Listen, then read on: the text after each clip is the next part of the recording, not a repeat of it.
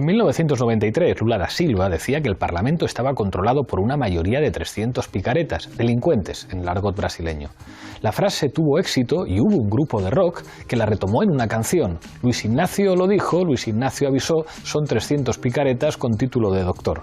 Hoy no ha cambiado mucho la situación. El perfil del parlamentario tipo sigue siendo el de un hombre blanco de unos 50 años, poseedor de un título universitario, patrono de empresa y con un patrimonio superior al equivalente a 300.000 euros. Hoy hablamos de Brasil y de las contradicciones del PT. Bienvenidos a Forte Apache.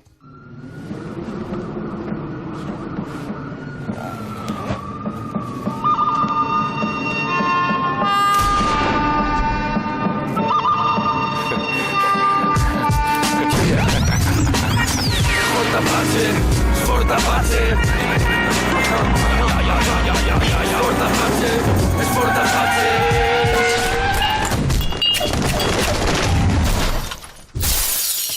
Esta noche en Forte Apache hablamos de Brasil, para ello contamos con 6 invitados. A mi izquierda no podía faltar Beto Vázquez, analista brasileño, siempre con nosotros cuando se habla de Brasil. Muchísimas gracias por estar aquí, molto obrigado. A vosotros, muchas gracias. Nos acompaña también Pablo Bustinduy, secretario internacional de Podemos. Bienvenido una vez más a Forte Apache. Buenas. Se estrena en Forte Apache Bianca Ruskowski, socióloga. Bienvenida al programa. Muchas gracias. Raúl Sánchez Cedillo, de la Fundación de los Comunes. Muchas gracias por estar aquí. Hola, Pablo. Billy Meyer, de la Dirección de Izquierda Unida y del PC, bienvenido una vez más. Muchas gracias. Y Chema Guijarro, experto en asuntos latinoamericanos, diputado por Podemos, muchísimas gracias por estar aquí. Un gusto, Pablo. Enseguida empezamos el debate, pero antes, en el punto de mira. Más de 3 millones de brasileños salieron a las calles para protestar contra la corrupción. Es probablemente la mayor protesta en la historia de la democracia en Brasil. A diferencia de movilizaciones anteriores, esta vez se ha señalado a un claro culpable, el Partido de los Trabajadores. La Fiscalía acusa al expresidente Lula da Silva de desviar el dinero de Petrobras para favorecer a empresas corruptas. Líderes latinoamericanos como Cristina Fernández, José Mújica, Ricardo Lagos, Fernando Lugo o Manuel Zelaya han mostrado su apoyo a Lula, que ha manifestado ser víctima de un espectáculo mediático. Esto, sumado a la crisis económica, hace que el índice de popularidad de la presidenta Dilma Rousseff ronde el 11%. Además, cada vez cuenta con menos apoyos dentro del Congreso. Esta noche, en Forte Apache, analizamos la convulsa situación política de Brasil.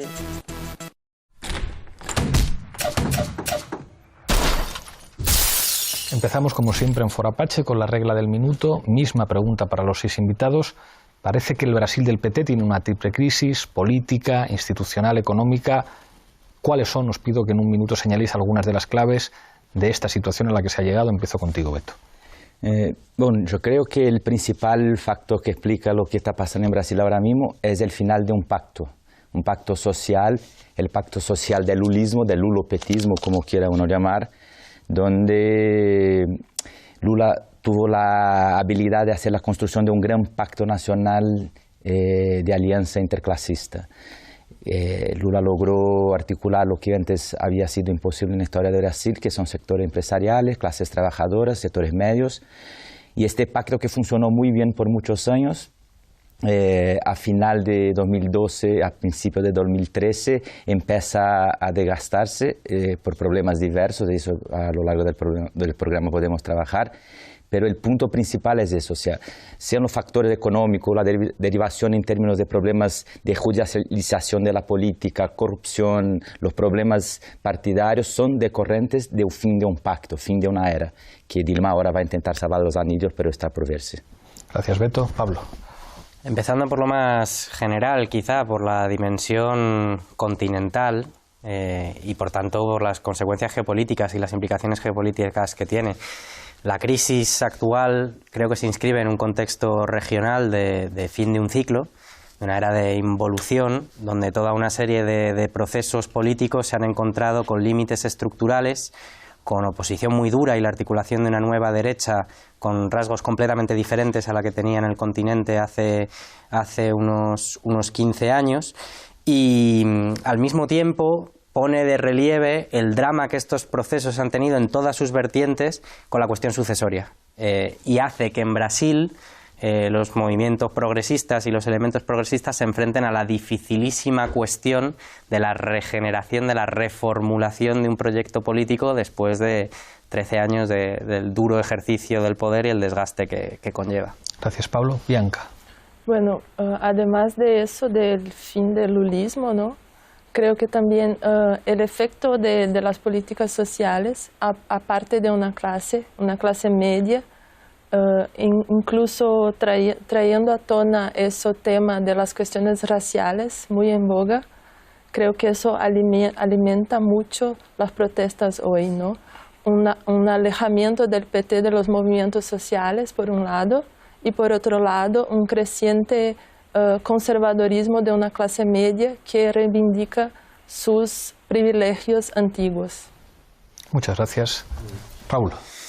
Bueno, se han señalado esas tres crisis, ¿no? Bueno, creo que especificando sería la del extractivismo desarrollista, sobre todo en el segundo mandato de Dilma, y la financiarización, la crisis del compromiso de la inserción del PT en la Constitución del 88, el Congreso lo que significa, y la fundamental y decisiva yo creo que es la crisis del programa de radicalización democrática del primer mandato de Lula, que se tradujo en un montón de cosas, por ejemplo las cuotas afirmativas en la universidad, que trajo grandes contradicciones en el mismo coalición del PT, las aperturas con la cuestión amazónica, que se tradujeron en otra crisis de la que salió Marina Silva, y sobre todo, y creo que es una clave que tendremos que ver en el programa, la respuesta y la metabolización de junio de 2013. Yo creo que ahí está el gran problema. Gracias, Raúl. Pili. Sí, yo coincido que la crisis de Brasil hay que hacerla en el contexto continental también, ¿no? Porque es verdad que el PT puede tener una gran responsabilidad, sin duda, y habrá cometido errores. Pero bueno, no es casual que sea una ficha más que se mueve en un sentido, en el sentido de la política más neoliberal, más conservadora y más de derechas, que quiere dar al traste con todas las conquistas sociales que en un momento determinado el PT con Lula alcanzaron, ¿no? Es decir, después de Argentina, las dificultades de Venezuela, las elecciones de Ecuador del próximo enero, donde parece que Rafael Correa no se va a presentar, las dificultades extremas que en estos momentos están teniendo este conjunto de fichas que fueron fichas fundamentales para acabar con el consenso de Washington en América Latina, pues realmente tenemos, yo creo que algo tendrá que ver también con esta crisis, ¿no? Gracias, Billy. Chema. Bien, yo apuntaría tres elementos, ¿no? El primero tiene mucho que ver con lo que dice Willy, ¿no? Ese contexto internacional. O sea, desde luego, el desplome de los precios de las materias primas, ¿no? Sobre todo a partir de la caída del petróleo a finales de 2014, pues de alguna forma ponen en duda ese desarrollismo 2.0 que habían desarrollado esos nuevos gobiernos de izquierda en América Latina, superando el modelo cepalino, ¿no? O cepaliano. Eso yo creo que, en fin, que ha tenido un peso muy fuerte. Yo creo que también ha habido una especie de vampirización del Estado, ¿no? Parte de esos partidos o de los movimientos, en el sentido de que esa fe absoluta en el rol director y en las capacidades transformadoras del Estado al final ha terminado quizá por distanciar a los partidos de las bases, ¿no? Y bueno, pues de alguna forma, al haber entrado en un Estado que ya de por sí tenía una serie de carencias democráticas importantes, pues de alguna forma te ves contaminado, ¿no? de esa corrupción innata que tenía el Estado, ¿no? Como tercer elemento apuntaría también el rearme ideológico de la derecha a partir de la cuestión, o sea, del polio mediático, pero de eso ya hablaremos, ¿no? Lo tocaba Pablo antes. Hay una cosa que os quería plantear, es que Brasil, de alguna manera, durante muchos años, es la joya de la corona de los proyectos latinoamericanos. Digamos, era el país que era más difícil de atacar, el país que de alguna manera presentaba unos resultados económicos espectaculares, que mantenía una posición geopolítica pues de colaboración con Estados Unidos, pero que disputaba de alguna manera la hegemonía de Estados Unidos a la hora de actuar en la región. Y sin embargo parece que, a pesar de esa presión de las derechas, en los últimos años hay una situación, o se percibe una situación de estancamiento económico, incluso de fracaso económico y de ciertos límites al proyecto político del PT. ¿Esto es un desgaste natural o esto tiene que ver con errores políticos del gobierno? Yo creo que hay errores políticos del gobierno, sí, pero sobre todo hay un comportamiento de las élites económicas brasileñas que apostaron en este pacto, apostaron porque Lula tuvo la habilidad de hacer un gran pacto de reformas graduales y de viés conservador. No era un pacto revolucionario ni nada menos. Entonces yo creo que las élites económicas, y ahí estaría la explicación, cuando Lula pasa el poder a Dilma, Lula se encuentra en una situación política muy privilegiada, tenía 90% de aprobación, elige su sucesora, una persona desconocida, y logra una mayoría en el Congreso, tanto en la Cámara Baja como en el Senado para Dilma, que el mismo Lula nunca contó. Entonces eran condiciones perfectas para que Dilma empezara a dar un paso más allá, que sería empezar algunas reformas estructurales. Sí que ya se sentía que o se generaban algunas reformas más en profundidad, o el modelo se encontraba con los límites que Bustinduy comentaba. O sea, claro, después de 8 o 10 años gobernando, empieza a tener límites. Y para que este proyecto pueda seguir adelante por un buen camino, te obliga a hacer reformas en profundidad, reformas que son difíciles de tocar. Dilma empieza a intentar hacer esas reformas al principio de su gobierno, contando con esa legitimidad y con ese apoyo en el Congreso, y lo que mi lectura basada en el cientista político Andrés Singer es que parte de las élites literalmente huyen del proyecto, porque esas élites económicas que habían apostado por el proceso de industrialización y desarrollista de Lula dicen: no, hasta aquí llegamos, bajar los tipos de interés, empoderar tanto al capital, a los trabajadores ante el capital, ¿no? Un país con siempre la máxima capitalista esa. Cuando hay el pleno empleo, la solución es una huelga patronal. Entonces patronal. Más o menos por ahí estaban las empresas, incluso los industriales que apoyaron al lulismo. Entonces lo que Andrés Singer va a decir, o sea, esa alianza productivista se rompe y se hace un frente único burgués. O sea, esos industriales que en su momento apoyaron el proyecto lulista se van con lo suyo de toda la vida y dicen: no, nosotros somos todos neoliberales, necesitamos de un Estado mínimo, menos intervencionista, tipos de interés más altos, con la excusa de controlar la inflación, y con eso arrinconar un gobierno que necesitaba hacer reformas estructurales, se ve obligado, todo lo contrario, a volver a hacer concesiones al capital financiero internacional y a las élites financieras nacionales, y con eso se va todo haciendo agua. Raúl. Sí, hay que remontarse a las primeras derrotas de Lula, ¿no? Recordemos que Lula hereda un poco el marco incluido, por ejemplo, el programa Bolsa Familia, es del periodo de Cardoso. Empieza a implementar, es una doctrina justamente más vinculada al neoliberalismo de Hernando de Soto que a la teoría de la dependencia, ¿no? Y lo que derrota a Lula en el 89, si no me equivoco, es el Plan Real, ¿no? No es en el Plan Real el 89. Es decir, la introducción, la estabilización financiera de la hiperinflación, que era el gran problema brasileño, a través de una política obviamente de financiarización, de altos tipos de interés, pero sobre todo a partir de una capacidad de coordinar a las élites económicas en un comportamiento moderado, ¿no? Y ese es el marco que hereda Lula y que coincide con justamente una fase que es la de los primeros 2000, en la que se sustituye, recordemos, el pinchazo de la burbuja.com, empieza con el mercado de las commodities altísimo. Recordemos a Lula propagando el diésel, ¿os acordáis? El combustible diésel y las grandes extensiones de soja.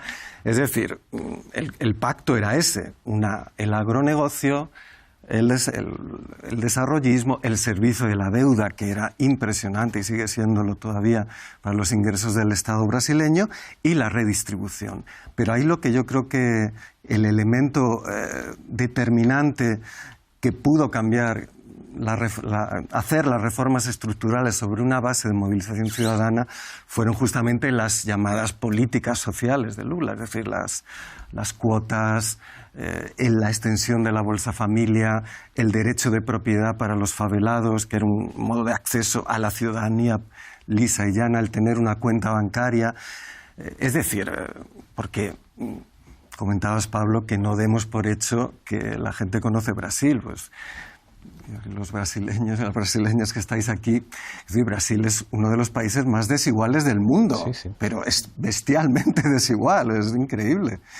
Y por lo tanto, esas políticas significaban que accedían a la esfera pública, a la ciudadanía, sectores absolutamente excluidos. Pero grandes sectores. Estamos hablando de millones y millones de personas y sobre todo vinculadas al gran problema y a lo reprimido en el sentido freudiano de la esfera pública brasileña, que es la colonialidad y el esclavismo. Es decir, el hecho de que el discurso oficial es la miscigenación, o sea, el mestizaje, y luego la línea de color es bestial, ¿no?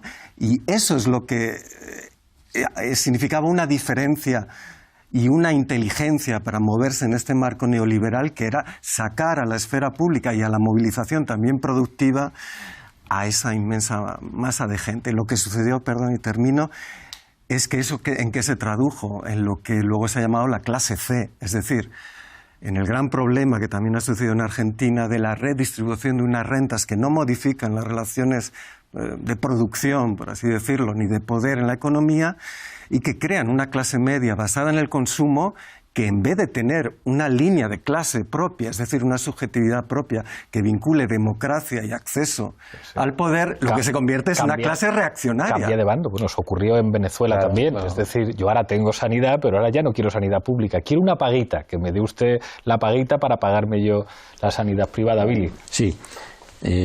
Retomando el hilo de lo que estáis hablando, ¿no? Es decir, yo creo que hay una constante no resuelta por parte de la izquierda de América Latina y Caribe, y es la siguiente. Cuando se llega al poder, puedo hablar del PT, puedo hablar de Argentina, Venezuela, el modelo productivo por el que se quiere implantar esa distribución de la riqueza es un modelo productivo que no acaba de definirse en el sentido de qué sectores de producción tienen que estar al servicio del Estado. Y por lo tanto, ¿qué pasa en Venezuela? Que de nada te sirve que tú tengas estatalizado o nacionalizada la producción del petróleo, pero sin embargo si la cadena de alimentación, el transporte, no está dirigido desde el punto de vista de la administración, una parte del sector financiero, bueno, pues el adversario que quiere acabar con cualquier modelo que no sea sobre la base de la desregulación, entra como una autopista, porque tiene capacidad política y económica, tiene una gran presión, el sector financiero tiene una gran presión y por lo tanto en ese hueco que dejan los gobiernos de la izquierda entran con muchísima fuerza. Es el caso de Venezuela, es decir, la falta de elementos básicos en muchos supermercados, etcétera, es porque el transporte y porque hay monopolios de la alimentación que son los que controlan la alimentación, un sector vital para la población, ¿no? Y el adversario es muy inteligente. Yo, frente a los que dicen que lo que hay enfrente son gente, en fin, es gente muy inteligente. Y golpea al PT porque hay otro factor más, desde mi punto de vista, es que el PT ha sido determinante para la creación del Foro de Sao Paulo, que es un foro determinante para toda la izquierda de América Latina y Caribe. Sin el PT hubiese sido muy difícil la creación de ese foro, ¿no? Y a partir de esa experiencia del Foro de Sao Paulo, donde consiguieron aunar a todas las izquierdas, desde la guerrilla, marxistas-leninistas, socialdemócratas, o sea, algo que ya me gustaría tener aquí en Europa, ¿no? Un foro donde todo el mundo pudiera... Pero gracias a esa experiencia, impulsada por el PT, vienen después los avances por la vía democrática de los gobiernos de la izquierda, ¿no? E incluso con mucho asesoramiento por parte del PT. Sería muy difícil. Son los mejores asesores. Los mejores, sería muy difícil, desde El Salvador, pasando por Perú, aunque salió después el presidente por donde salió, pero me parece que es un factor clave. Y yo creo que aquí tenemos un problema sin resolver, es decir, cómo conseguir un modelo productivo, una producción que se ponga al servicio del interés general. Chema. Claro, yo creo que precisamente, el PT basó su programa de gobierno, sobre todo inicialmente, en tratar de crear una burguesía nacional, ¿no? Yo creo que, Beto, tú también lo has apuntado. Yo diría incluso que de los gobiernos progresistas en América Latina, los que claramente tenían un proyecto de país, un proyecto de transformación productiva, era Brasil, por un lado, y yo diría que Ecuador también, ¿no? El resto no ha planteado, digamos, algo tan ambicioso, tan explícito, ¿no? En el caso de Brasil sí existió, o sí lo hubo ha habido una voluntad de crear esa burguesía nacional, esos intereses nacionales vinculados a una clase media. Yo diría que lo que ha fallado es, bueno, pues como decía inicialmente, ¿no? La caída de las commodities, de los precios de las commodities, pues de alguna forma te ha quitado el piso, ¿no? Les ha quitado ese colchón financiero al que accedían por la vía del Estado. Y yo diría también que tampoco ha sido capaz de cuajar esa burguesía nacional potente que lidera un proyecto de país, etcétera, entre otras razones porque Brasil tiene una presión internacional fortísima. O sea, es un global player, ¿no? Es un gran jugador internacional. Eso quiere decir que hay muchísimos intereses del capital transnacional, ¿no? Enfocados en Brasil y, por lo tanto, ¿no? en ese país, ¿no? de 190 millones de habitantes, pues se juega en gran medida, ¿no? el proyecto latinoamericano y en gran medida un proyecto global, ¿no? Por lo tanto, ganar en Brasil, ¿no? para esa derecha y derribar toda posibilidad de una burguesía nacional o de un proyecto nacional que surja de esas clases medias, pues se ha convertido en clave, ¿no? Lamentablemente, ¿no? Con la complicidad de la caída de los precios de las commodities, bueno, pues los enemigos se han reforzado, ¿no? y han conseguido colocar al petismo en un callejón, ¿no? Voy con Pablo, que me había pedido la palabra, pero quiero dejar encima de la mesa el problema de la figura de Dilma, que es impresionante. Yo creo que es una de las presidentas más prestigiosas a nivel mundial, con un pasado además de alguna manera mítico para la izquierda por el origen de Dilma como guerrillera y después pragmática, estadista, digamos respetada por todas las izquierdas a nivel mundial, que se ve en una situación muy difícil y algunos apuntan con la posibilidad de que efectivamente tenga que dejar el gobierno. Lo dejo encima de la mesa para que lo retomemos en el debate. Pablo. Sí, relacionado. Quería dos ideas que no sé hasta qué punto están relacionadas de elementos que han salido por aquí. Tú antes mencionabas esa diferenciación entre tipos de liderazgos y procesos en América Latina, la dicotomía Chávez-Lula, ¿no? La izquierda carnívora y la izquierda vegetariana, ¿no? Exacto. Pero las consecuencias que eso tenía en la capacidad de acción política a nivel regional e internacional y de percepción también desde aquí. En cierto modo, actuaba como una especie de freno ideológico frente a las derivas de los procesos de transformación en América Latina. Paradójicamente, ahora quizá estemos en la situación inversa, en los que procesos de integración regional de inmensas consecuencias geopolíticas, desde el Mercosur a otros, Brasil, que podría ejercer ahora el papel contrario, es decir, de freno, pero hacia una deriva en el otro sentido, se ve en el ojo del huracán y con fortísimas presiones internacionales también que erosionan esa imagen que le construyeron desde fuera también como el líder aceptable, etcétera. La segunda tiene que ver con un argumento que es clásico y que ha salido aquí encima de la mesa, que de hecho nos lo contaba Mujica cuando le fuimos a ver allí. Esta cuestión que a mí me genera un poco de dudas o de ambigüedad, que es de, claro, estos procesos consiguieron la inclusión social de inmensos sectores de la población que a continuación tienen unas demandas diferentes y en un acto de ingratitud moral terrible abandonan el proceso o el apoyo. Creo que es un error moralizar esa cuestión. Claro. Creo que es un error, porque en eso consiste precisamente la política. Las manifestaciones, los movimientos asociados al transporte público, etcétera, compartían una serie de rasgos estructurales con los grandes levantamientos de 2011, con un componente ciudadanista ideológicamente débil desde el punto de vista clásico, pero al mismo tiempo con un vigor democrático muy fuerte. Entonces, estos procesos tienen que ser capaces de ofrecer soluciones políticas a lo que son problemas políticos. Claro que la sociedad, según la transformas, cambia, pero la medida del éxito de la capacidad de adaptación de un proceso está en vehicular política y democráticamente la expresión de esos conflictos para darles solución. Busti, un ejemplo clarísimo, el alcalde de São Paulo, que es del Partido de los Trabajadores, una gran figura, un profesor de ciencia política que fue ministro de Lula y es una de las apuestas del PT a medio plazo, Fernando Haddad, decía en su campaña en 2012, el lulismo ha sido capaz de cambiar la vida de la gente de las puertas de las casas para adentro. Ahora se llena la nevera. Son clases medias en tanto consumidores. Pero cuando sale a la calle es violencia, el autobús que no viene, un hospital que no existe, una educación muy frágil. Entonces, claro, esas demandas son verdaderas y son creíbles, y por eso que digo, claro, son demandas legítimas. Además, son demandas... Los modelos de desarrollo social fundamentados en el consumo, que eso tiene que ver con las contradicciones en la sociedad en la que vivimos, que en última instancia la mejora de tus expectativas tiene que ver con el aumento de tu capacidad de consumir, y eso, claro, en términos de lo que representa la subjetividad, es algo de consecuencias políticas imprevisibles. Entonces eso ocurre en Brasil, ocurre seguramente en China y ocurre en cualquier país que entiende que elevar el nivel de vida no implica necesariamente mejorar los servicios públicos, sino mejorar el dinero disponible, el número de electrodomésticos que tienes o cada cuánto puedes cambiar de teléfono móvil. Claro, pero es un detalle, pero yo creo que no solo eso, claro, por eso que decía que es importante reformas estructurales que pudieran cambiar esa cosa, pero no solo, yo creo que la batalla no está ahí, también la batalla política también está en el relato, en los sentidos, claro. y esa batalla... Ninguno de los procesos latinoamericanos fueron capaces de hacerlo. Es lógico que haya una movilización ciudadana y popular contra un transporte público deficiente. Es lógico que eso se produzca como consecuencia de las contradicciones de un modelo económico, social, etcétera. Ahora bien, lo que no es verdad y no es lógico es que esas movilizaciones tuvieran un componente o un carácter de partida reaccionario o antigubernamental. Es la incapacidad política de ofrecer los espacios y las herramientas para que eso, porque eso...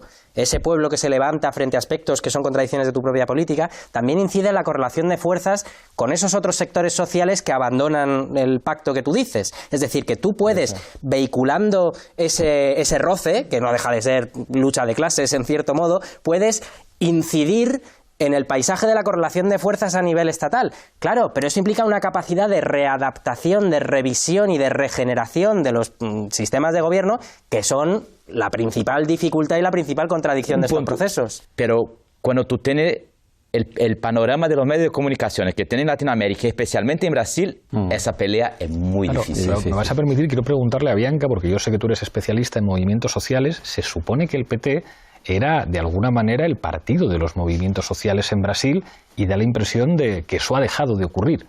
Claro, creo que el PT hasta el inicio del 2000 estaba muy involucrado con los movimientos sociales, ¿no? Es el partido que crea el presupuesto participativo, una experiencia que es a nivel mundial muy buena y que cambia todo el modo de hacer política en la ciudad.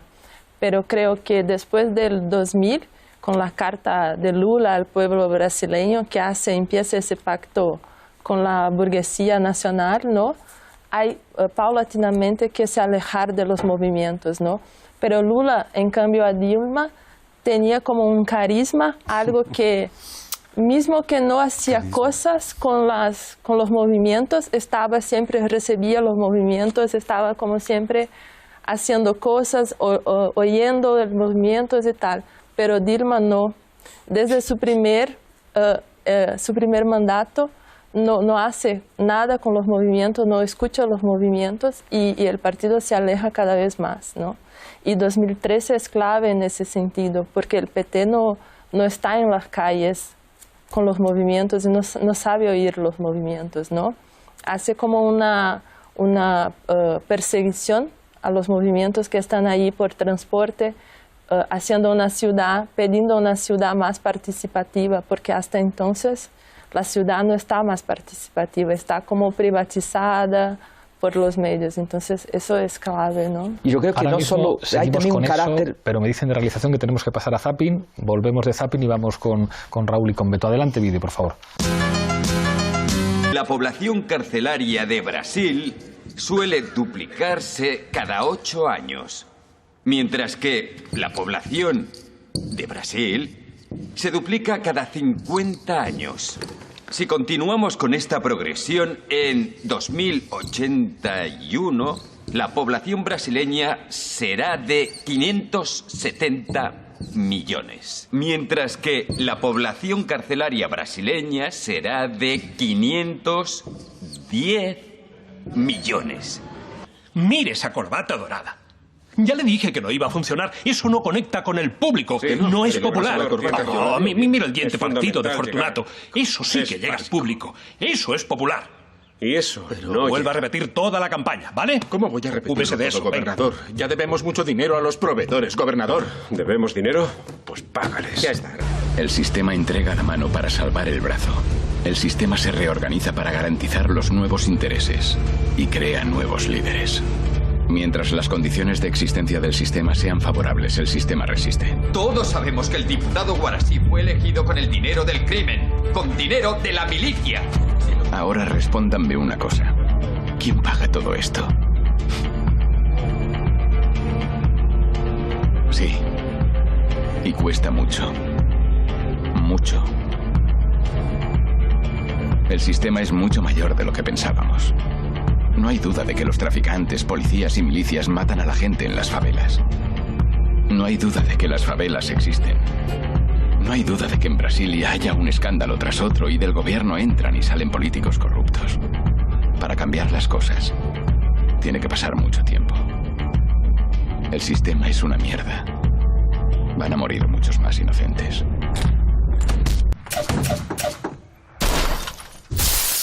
Paul.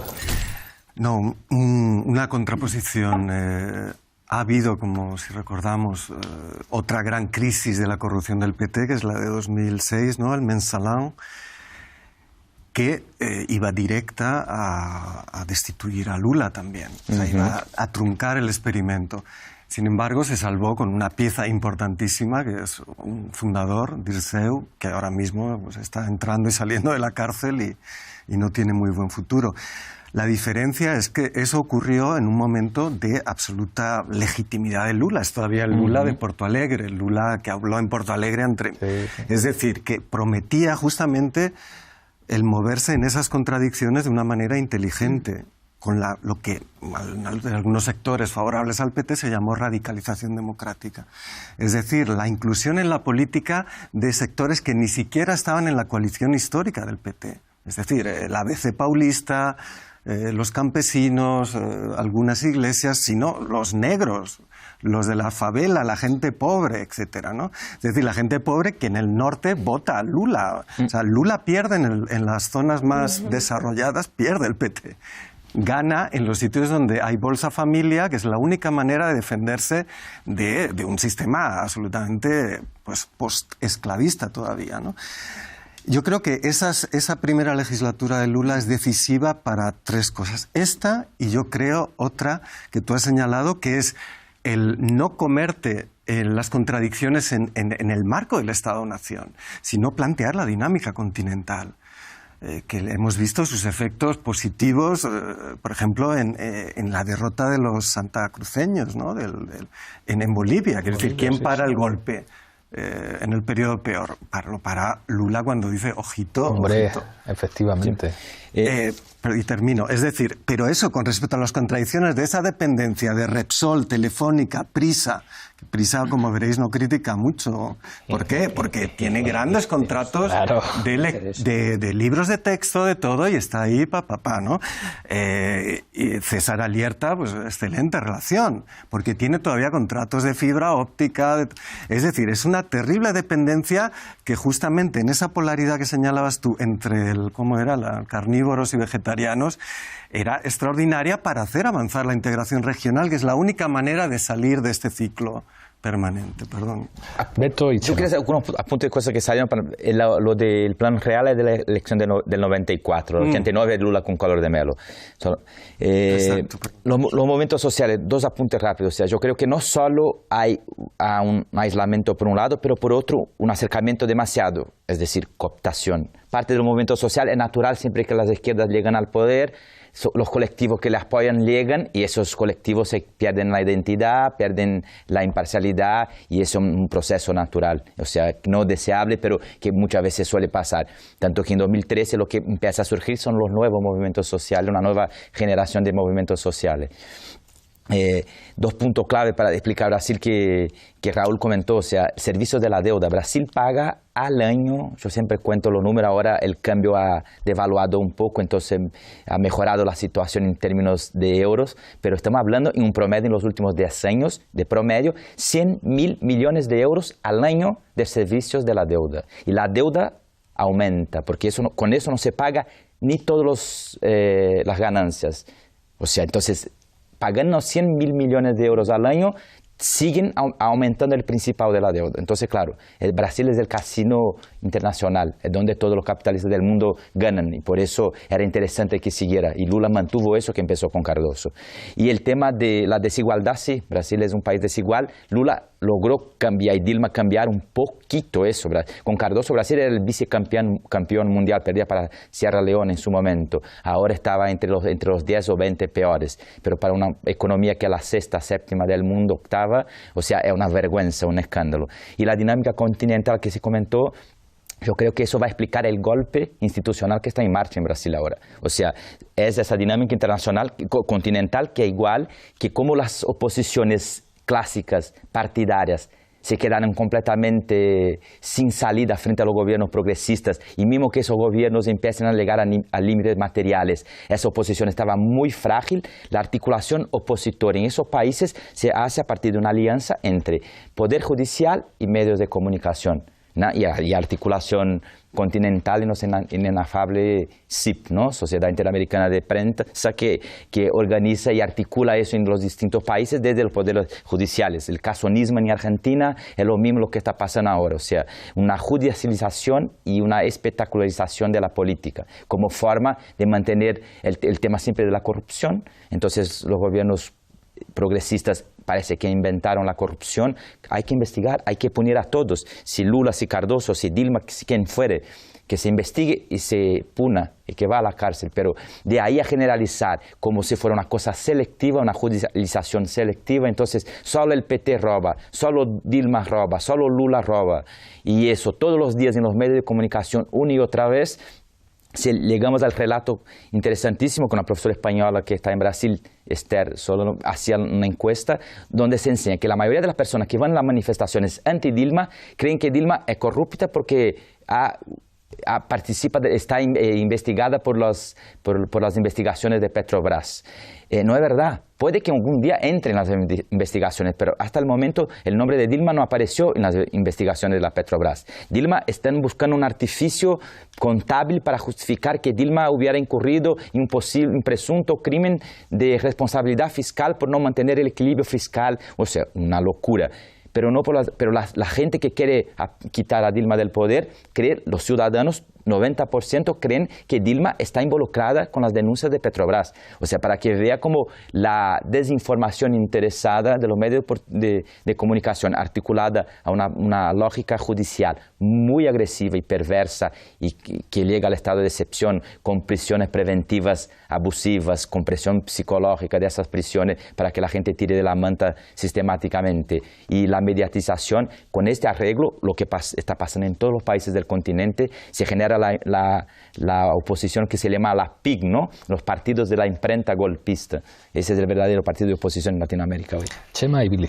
En realidad el mecanismo de corrupción, digamos, que se está investigando en Lavallato, ¿no? en el tema de Petrobras, por lo visto es de finales de los 90. Es Cardoso, o por lo menos durante esa presidencia, cuando surge, ¿no?, ese dispositivo perverso y tal, que en realidad, bueno, pues aparentemente continuó, ¿no? Y ahí sí que yo creo que se puede reprochar al PT, quizá como a tantos otros partidos que llegaron no al poder desde la izquierda, en no haber tomado con suficiente importancia la cuestión de la corrupción. Pensar, ¿no?, siempre que lo primero era dar de comer a la gente. Seguramente esto sea cierto, pero el tema de la corrupción, el tema de la legitimidad del sistema es quizá tan importante, ¿no? Y esto a lo mejor el PT no lo ha atendido bien. Yo diría también una cosa, en todos los círculos diplomáticos latinoamericanos siempre se decía, o era el rumor que más se extendía, que Dilma no salía de plan alto, ¿no? Y en ese sentido, comparado con Lula, pues, ¿no?, que era el líder de masas, etcétera, pues era un contraste claro. Ahora bien, yo no puedo hablar por la CUT o por los movimientos sindicales, que no conozco tanto, pero del MST, del Movimiento dos Treballadores Rurais en Terra, que sí conozco un poquito mejor, yo recuerdo que ellos lo tenían clarísimo. O sea, ellos decían, ya en el 2005, ya decían, Lula no está cumpliendo. O sea, ya sabían que el PT se estaba desviando de una manera muy, muy importante de lo que en principio era ese gran conglomerado movimentista, partidario, etcétera, ¿no? Quizá, paradójicamente, el repliegue, ¿no?, ese apriete de filas que vuelve a haber en la izquierda en Brasil, por lo menos viene desde el MST. Ahora, hablando con los compañeros del MST, sí me dicen, ellos son los más conscientes de lo que está ocurriendo. y son los más conscientes, ¿no?, de que ahora hay que aguantar, ¿no?, para asegurar que Dilma no termina expulsada y que el PT no es apartado del poder, ¿no? Esto es una paradoja también interesante, ¿no?, porque, como os digo, el MST al menos a finales de la década de los 2000 ya hacía una crítica muy potente y ahora parece que recupera el valor en la calle para que, en fin, el PT no caiga, ¿no? Respecto también al tema de la integración regional, ¿no?, donde Brasil ha tenido siempre un papel muy importante. También una de las cuestiones que más se comentaban en esos corrillos diplomáticos en América Latina es el carácter de Brasil como un subimperio. Es decir, los países latinoamericanos quizá no lo decían nunca públicamente, pero sus líderes sí que decían en privado aquello de o sea, hay un subimperio en la región, ¿no? Y desde que apareció el petróleo, además, eso ya era... Claro, o sea, cuando salieron los yacimientos offshore, pues, claro. Ahí estalló todo, ¿no?, en una gran fiesta. Pero ciertamente Brasil yo no creo que haya sido un gran impulsor de la integración regional. Más bien ha sido, en ese sentido, yo creo que ha sido más bien un seguidor de otros, ¿no? Y ahí hay que hablar más de Venezuela o de algunos otros países que han impulsado más ese proceso, ¿no? Brasil, en todo caso, tiró más del proyecto nacional, ¿no?, como el proyecto hegemónico implantar a nivel regional, ¿no? Billy. Sí, no, yo creo que los gobiernos progresistas en América Latina y Caribe se han quedado a mitad de camino en relación a la superación del consenso de Washington. O sea, tú o llegas hasta el final o te comen. Y eso es lo que está ocurriendo en América Latina y Caribe. Es decir, si lo que hay que superar es la idea dogmática de que la economía no se puede intervenir, que hay que desregular la economía, que el libre mercado es absolutamente imprescindible, que el comercio exterior se tiene que dar sobre la base también de la desregulación, que el sector financiero tampoco se puede regular, que los estados no pueden tener la parte sustancial y estratégica del modelo productivo. Bueno, tú podrás decir que quieres superar el consenso de Washington, pero si no tienes los medios económicos que te permitan superar ese consenso, pues el adversario te espera. Te espera en Venezuela, te espera en Bolivia, te espera en Ecuador, te espera en Brasil, porque efectivamente los pasos que se han dado a la integración regional, que han sido importantes, muy importantes, para quitarse la tutoría de Estados Unidos y de Canadá con UNASUR, eso también tiene una dificultad.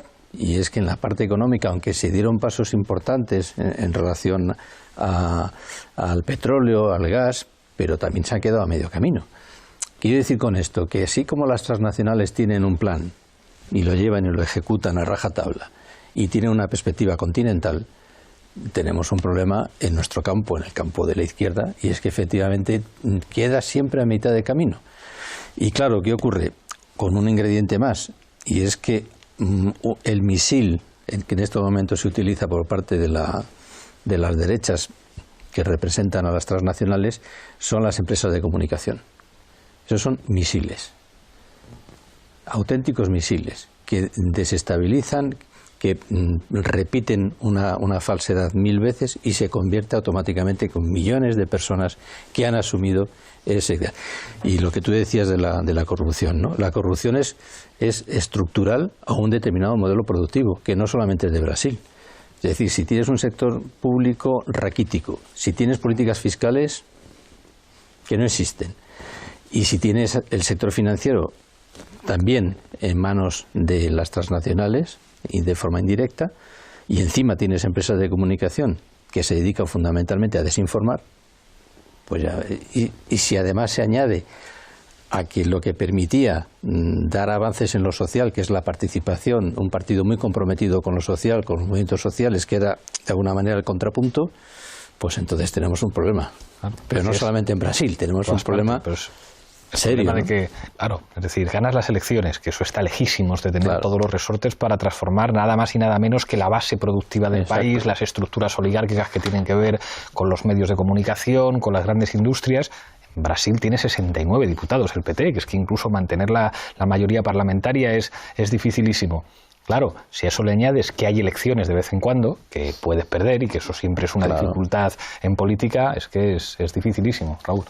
Bueno, dices 69 o así de 513, o sea, Claro, nunca un partido tuvo 20% de los escaños. Imagínate, para gobernarlo. Increíble. Roberto hablaba de reformas estructurales. En fin, ¿qué son? La ley electoral, que justamente reformada hubiera facilitado una mayoría, pues un premio de mayoría al menos, que era estratégico para el PT. Willy acaba de decir, medios de comunicación. Otra reforma. ¿Qué hizo el PT? ¿Qué hizo Lula? Pues en vez de aliarse tenía O Globo, porque O Globo fue determinante en la crisis del mensalado, pues se alía con los medios de comunicación de la Iglesia Universal de Cristo, los evangelistas. Bueno, que eso es tremendo. Con prisa, un idilio, con Cebrián. Sí. Porque Lula, vamos, o sea, cuando viene aquí es a la altura de Vargas Llosa, que ya es decir. ¿Y qué más? La integración regional es algo que pasará a los libros de historia como una ocasión fallida, obviamente no solo responsabilidad de Lula, pero como acaba de decir Chema, el subimperio es quien es el que puede poner las condiciones y el que se arriesga también. Pero ninguna de estos proyectos, y eso yo creo que es una de las grandes contradicciones del populismo latinoamericano, que dentro de su gramática no puede dejar la nación y la grandeza de la nación, claro, etcétera, y eso cómo te juegas tu figura histórica y tu proyecto histórico cuando sabes que es la única manera de romper la colonialidad histórica, y ese es el tema. Termino una cosa que creo, y por si Bianca y Roberto quieren abundar, que es, porque estamos que nadie sabe de Brasil, aquí en España ha tardado mucho en que nos demos cuenta de que el sistema de partidos era casi intrínsecamente corrupto.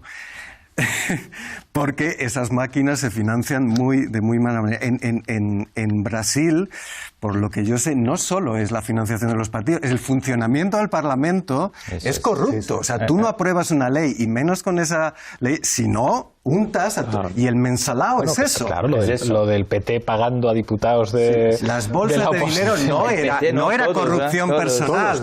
Era que tengo que aprobar la ley de Bolsa Familia, ampliarla, etcétera, y este tío del PMDB o del otro pues dice que no hace nada, o sea, no hay quórum, no hay nada si no le das la bolsa.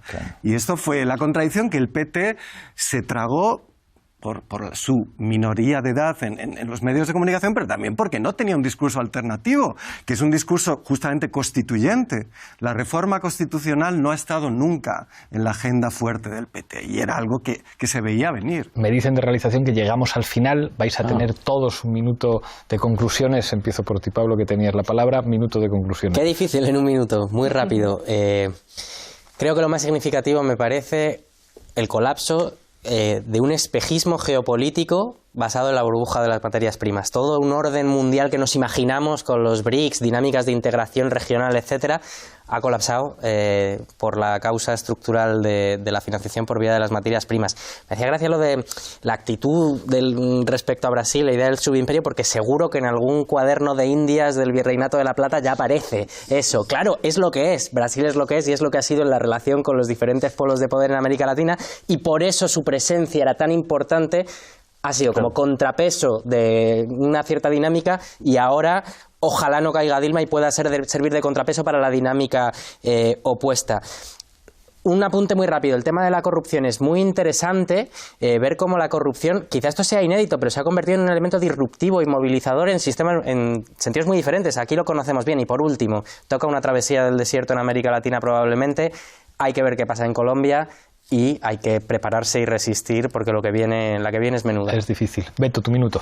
Sí, efectivamente. Yo creo que la que viene es muy dura, y por eso hay que tener algunos marcos de salida. Yo creo que lo que pasa en Brasil es una decomposición del sistema político, un régimen que se va agotando. El PT hizo aprimoraciones. Los investigadores mismos de la Fiscalía General elogian al gobierno que el Lula y Dilma finalmente han dado libertad de actuación para que sean ellos mismos investigados, cosa que antes no pasaba. Entonces hay ese reconocimiento, pero el hecho de que el PT, sectores importantes del PT, utilizaron una práctica de corrupción como la que el PSDB de Cardoso inventó con el mensalón, esa metodología de financiación de partidos. Hay que superar esa etapa.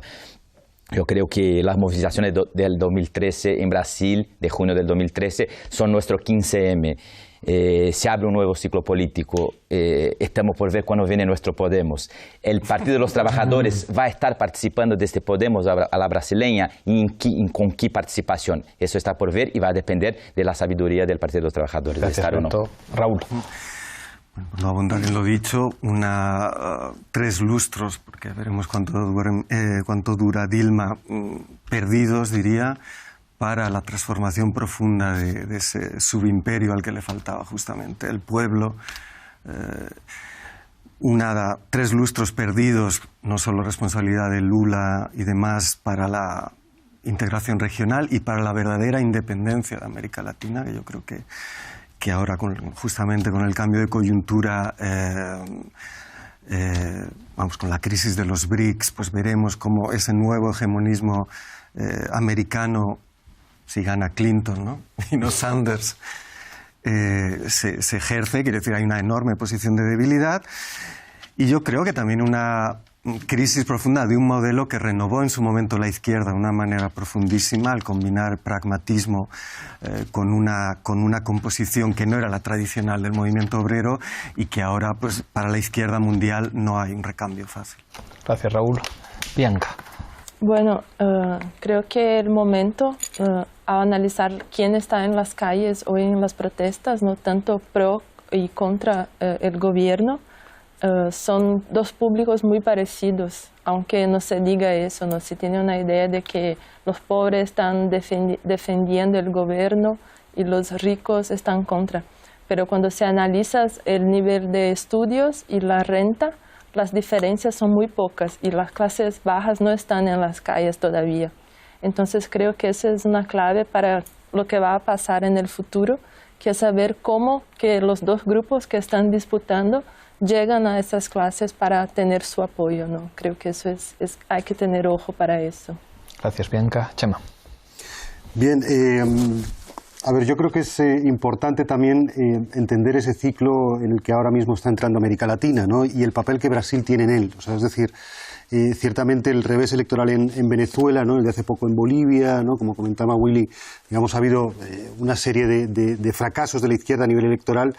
Pero ahí Brasil es el factotum, o sea, es el que quita y pone rey, ¿no? Podríamos decir. Si en Brasil se mantiene la izquierda aguanta en América Latina. Si cae la izquierda en Brasil, cae la izquierda en América Latina, ¿no?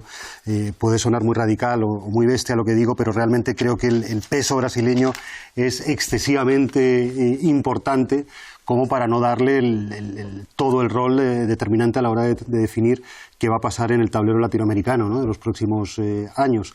Por lo tanto, claro, ahora mismo ahí es donde está, digamos, todo, ¿no? Y donde hay que apostarle, digamos, para asegurar de que no se pierde la referencia progresista en América Latina. En ese sentido, el PT, nos guste o no nos guste, sigue cumpliendo un papel absolutamente clave y fundamental, ¿no? Gracias, Chema. Billy. Sí, bueno, en primer lugar, toda mi solidaridad con el PT. Yo creo que el PT es una pieza clave no solamente para Brasil, para el conjunto de América Latina y Caribe. Lo ha jugado y yo espero que lo siga jugando. También mi solidaridad con todo el acoso y derribo que en estos momentos la derecha brasileña está planteando de forma sucia y utilizando todos los instrumentos a su alcance para desacreditar a Lula y a Dilma. Y después decir una cosa, que también los europeos tenemos una gran responsabilidad. Porque a mí hace 3 años el vicepresidente de Bolivia, Linera, me vino a decir y me dio una advertencia. Mira, Meyer, en América Latina y Caribe los gobiernos progresistas estamos ya al límite frente a lo que significa el consenso de Washington. Si en Europa la izquierda no hace sus deberes, esto empezará a caer. Y bueno, fue premonitorio, ¿no? Yo creo que es verdad que si no hay contrapuntos en las esferas de influencia, en fin, todo lo que son las transnacionales, las empresas de comunicación, Grupo Prisa, pues claro, contribuyen a esto. Gracias, Billy. Muchísimas gracias a los 6. Nos veremos la próxima semana aquí en Fort Apache.